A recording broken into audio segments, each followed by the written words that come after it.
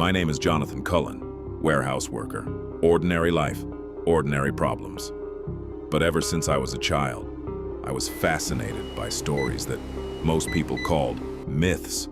Stories of creatures that lurked in the dark. Stories my grandfather swore were real.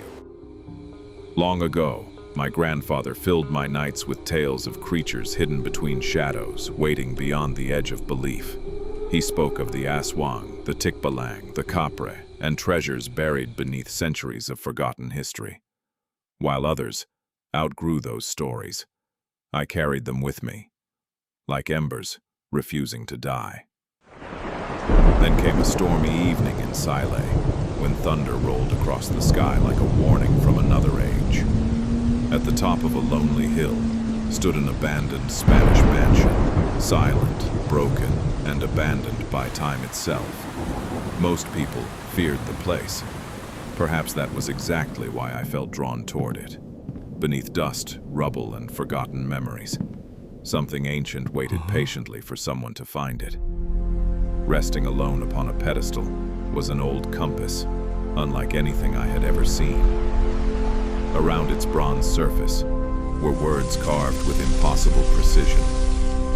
Guardians of time. The instant my fingers touched the compass, the needle began spinning as though the world had lost its direction. A glowing blue screen appeared before me, hanging in the air like a doorway between realities. The message was brief, yet powerful enough to stop my heart where I stood. Initiating historical transfer.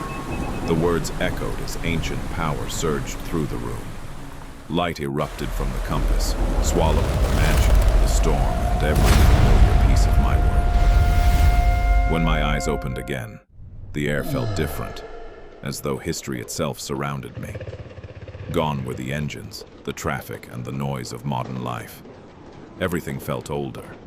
Horse-drawn carts rolled through dusty streets while strangers dressed in fashions I knew only from photographs.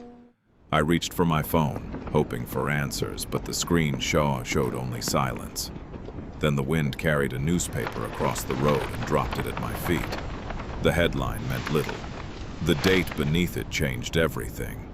June 1934, a year I had only read about in history books. My pulse quickened as a terrifying truth settled heavily upon my shoulders. Somehow, against all reason and understanding, I had traveled nearly a century into the past. Before panic could consume me, the blue screen appeared once more before my eyes. Historical Correction System, Level 1. Objective: prevent the coming world war. Reward: return home. A simple promise carrying the weight of an impossible mission. Starting skill acquired. Historical insight, the ability to glimpse fragments of events yet to come. Suddenly, visions flooded my mind. Marching armies, burning cities, and a world drowning in chaos. If I ever hoped to return home, I would first have to change the course of history itself.